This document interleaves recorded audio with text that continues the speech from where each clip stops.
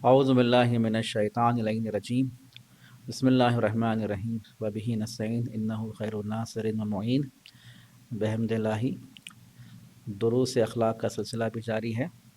آج کا موضوع امپورٹنس آف پلاننگ، پلاننگ کی اہمیت کیا ہے۔ بس اس کی اہمیت کو بیان کرنے کے لیے آغاز میں کلام پاک کی ایک آیت کو سہارا لیتے ہوئے اس کی اہمیت کو بیان کرتا ہوں۔ سورہ نازعات کی آیت ہے جہاں پر اللہ فرما رہا ہے وہ لوگ جو قیامت کے منظر کو دیکھ رہے ہیں، کأنہم یوم یرونہا، قیامت کا منظر جب وہ مشاہدہ کر رہے ہیں تو گویا وہ لوگ یہ کہیں گے، گویا نے بلکہ حقیقت میں یہ کہیں گے، لم یلبثوا الا عشیۃ او ضحاہا، ہم نے دنیا میں یا رات بھر کی مدت گزار کے آئے ہیں یا صبح کی حد تک گزار کے آئے ہیں۔ توجہ کیجیے، انسان قیامت کے دن اپنی پوری دنیاوی زندگی کو صرف یہ کہہ رہا ہے کہ میں دنیا میں فقط یا رات بھر گزار کے آیا ہوں یا صبح گزار کے آیا ہوں۔ توجہ کیجیے، یعنی اتنا جلد زمانہ گزر گیا ہے، یعنی ایک مکمل دن بھی نہیں ہے بلکہ دن کا حصہ یا رات کا حصہ ہے، صبح کا حصہ۔ توجہ کیجیے، آپ رات کا حصہ سویا اٹھا، اس طرح سے احساس کر رہا ہے کہ میں فقط ایک رات کی نیند گزار کے آیا ہوں پوری دنیاوی زندگی۔ توجہ کر رہے ہیں آپ، یا صبح کا وقت گزار کے آیا ہوں، گویا دن میں آیا ہے تو کہہ رہا ہے کہ میں صرف صبح کا وقت گزار کے آیا ہوں۔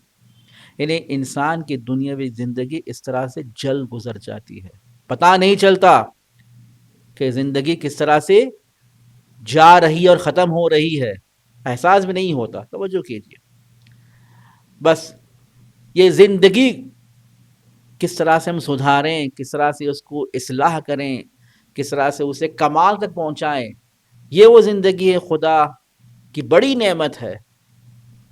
حیات ایک خدا کی بڑی نعمت ہے، اور ہم چاہتے ہیں کہ ہماری زندگی اللہ کے نزدیک کامیاب رہے، اللہ کے سامنے ہم سرخرو رہیں، ہانریبل رہیں، عزت مند رہیں۔ تو ہمیں کیا کرنا ہوگا؟ کیا کرنا ہوگا؟ اسی حوالے سے ہمارے امام علیہ السلام فرماتے ہیں، اگر آپ چاہتے ہو کہ اپنی زندگی کو سٹیبل رکھو، اسٹرانگ کرو، اسٹرینتھ کرو، تو وہ اسٹرینتھ پلاننگ کے ذریعے سے ہوتا ہے۔ خوبصورت پلاننگ کے ذریعے سے انسان اپنے زندگی کو سدھار سکتا ہے، اصلاح کر سکتا ہے، مضبوط کر سکتا ہے، اسٹیبل کر سکتا ہے۔ کس کے ذریعے سے؟ بہترین پلاننگ کے ذریعے سے۔ اور آگے امام فرماتے ہیں، دیکھیے آپ، اس پلاننگ کی جو بنیاد ہے، انسان اس کے بارے میں سوچنا ہوگا، تدبر کرنا ہوگا، تفکر کرنا ہوگا۔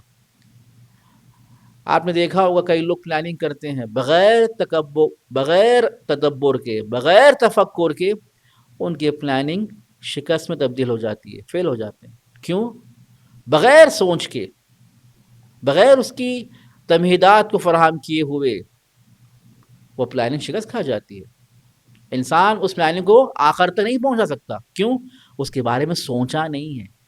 انسان کو چاہیے کہ پلاننگ جب وہ ڈیزائن کر رہا ہے، مکمل تمام زاویوں سے، تمام اینگل سے سوچے، اور سوچنے کے بعد پھر وہ پلاننگ کو ڈیزائن کرے، اور وہ پلاننگ کامیابی کی تک انسان کو پہنچائے گی اسی مطلب کی طرف.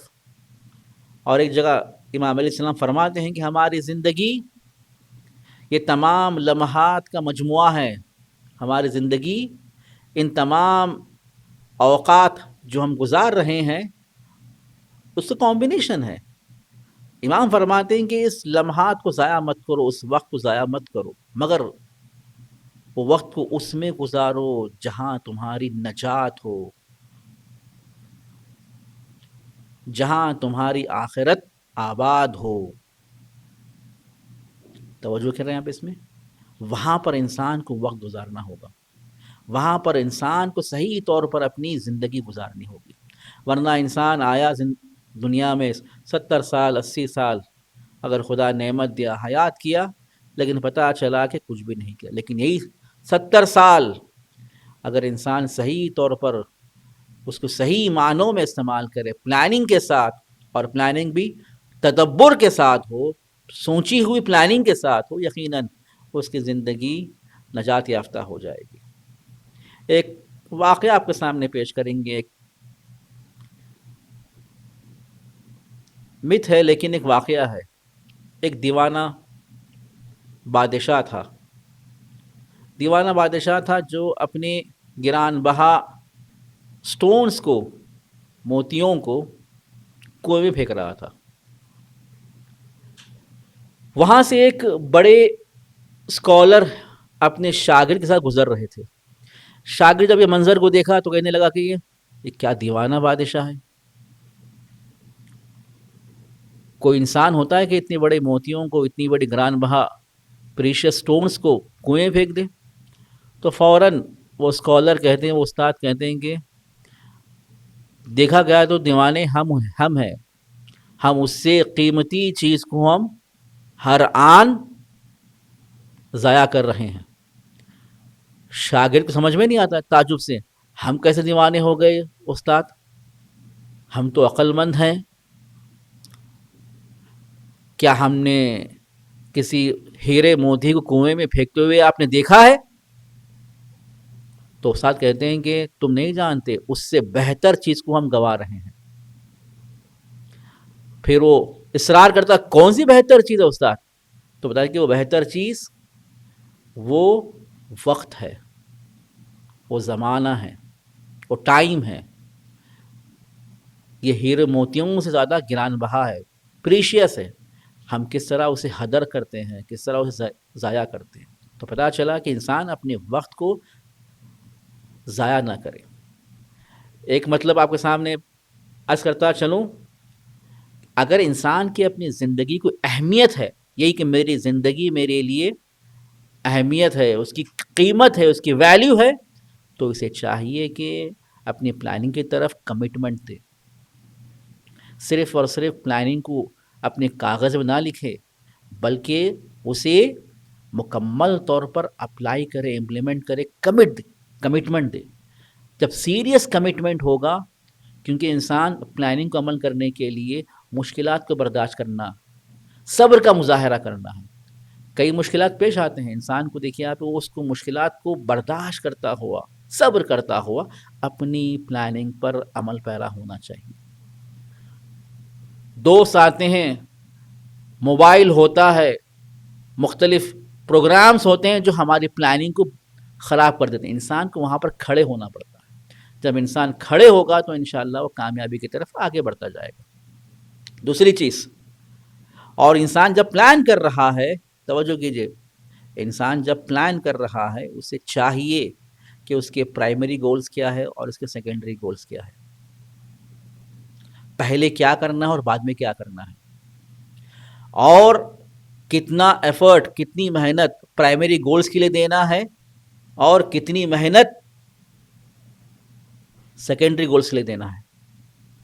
جو زیادہ اہمیت کی ہے اس کے لیے زیادہ وقت اور زیادہ کوشش کی ضرورت ہے، اور جو زیادہ اہمیت کی حامل نہیں ہے اس کے لیے کوشش بھی کم ہونی چاہیے. بسا اوقات انسان ہم دیکھتے ہیں کہ جو زیادہ اہمیت کی نہیں ہوتی اس میں انسان زیادہ ٹائم لگا دیتا ہے. یہ سب سے بڑی غلطی ہے. جو اہمیت کی ہوتی ہے اسے زیادہ ٹائم لگانا ضروری ہے. تیسری چیز توجہ کیجیے، یہی مطلب کی طرف ہے کہ جو بھی انسان کام کو انجام دے رہا ہے اس کا پراپر پلیس کیا ہونا چاہیے، کتنا ٹائم ہونا چاہیے، اس کے ریسورسز کیا ہونا چاہیے، اور آپ کے اندر اس کی اسٹرینتھ اور صلاحیت اور ٹیلنٹ کیا ہے، سب کو پرکھنا ہوگا. یہ آپ کی پلاننگ میں آتی ہے. یہ کام کرنا ہے تو اس کا وقت کتنا ہونا چاہیے، کون سے مکان میں ہونا چاہیے، کدھر ہونا چاہیے، اور اس کے ریسورسز کیا ہیں، ٹیلنٹ کیا ہے، یہ سب ہماری پلاننگ کے اندر مد نظر ہونا چاہیے بغیر سوچے سمجھے. میں بتایا نا، سوچنا اسی یہیں پر ہے. ایک کام ہے، آپ کو اگر ٹارگیٹ ہے، مثال کے طور پر آپ کو کسی انٹرنس میں آپ کریک کرنا ہے آپ کو کسی انٹرنس کو، تو آپ کو دیکھنا ہوگا کتنا ٹائم لگانا ہوگا، کہاں جانا ہوگا، کیا اس کے ریسورسز ہے، اور میری اسٹرینتھ کتنی ہے، اس کے اعتبار سے کتنا ٹائم لگانا ہوگا. تب انسان جب محنت کرے گا تو آسانی سے اس انٹرنس کو کریک کر پائے گا. بغیر سوچے سمجھے اپنے ٹارگیٹ کو اچیو نہیں کر سکتا. آخری بات، امام حسین علیہ السلام اپنے والد گرامی سے سوال کرتے ہیں کہ رسول اللہ جب اپنے گھر پہنچتے تھے کیا چیزوں کو انجام دیا کرتے تھے. توجہ کیجیے، یہ حدیث ہے جہاں پر رسول اللہ بھی ہمارے جو نبی ہیں کس طرح سے اپنی اوقات کو پلان کر رہے ہیں. جب گھر پر بھی ہو، ہم سمجھتے ہیں کہ گھر پر ہو تو کوئی ہمارے لیے پلاننگ کی ضرورت نہیں ہے، پلاننگ فقط گھر کے باہر ہے، یا آفس میں ہے، یا کالج میں ہے. نہیں، جب گھر پر بھی ہو تو ہمیں پلان ہونا چاہیے. اب کس طرح سے رسول خدا پلان کر رہے ہیں، اس پلان کو ہمارے امام علی بیان فرماتے ہیں. جب وہ گھر آتے ہیں تو اپنے گھر کے اوقات کو 3 حصوں میں تقسیم کرتے ہیں. پہلا حصہ عبادت کے لیے، دوسرا حصہ اپنے گھر والوں کے لیے، تیسرا حصہ اپنے پرسنل افیئرس کے لیے، اپنے شخصی کاموں کے لیے. توجہ کیا آپ نے، یہ کتنا پلان ہے. گھر پر بھی ہو تو پلان ہے. یہ بتاتا ہے کہ رسپانسبل انسان کی خصوصیت کیا ہوتی ہے، یہ بتاتا ہے کہ انسان کے لیے اپنی زندگی کی اہمیت کیا ہے. گھر پر بھی ہو تو پلان ہونا چاہیے. اس حدیث سے ہمیں واضح ہو جاتا ہے. انشاءاللہ اور بھی مزید آپ کے سامنے اس مطالب کی طرف بیان کریں گے جو انسان اپنی پلاننگ کو کس طرح سے اور بھی نکھار سکتا ہے، اور اس کی کامیابی کے راز کیا ہیں، آپ کو انشاءاللہ بیان کیے جائیں گے. والحمد للہ رب العالمین.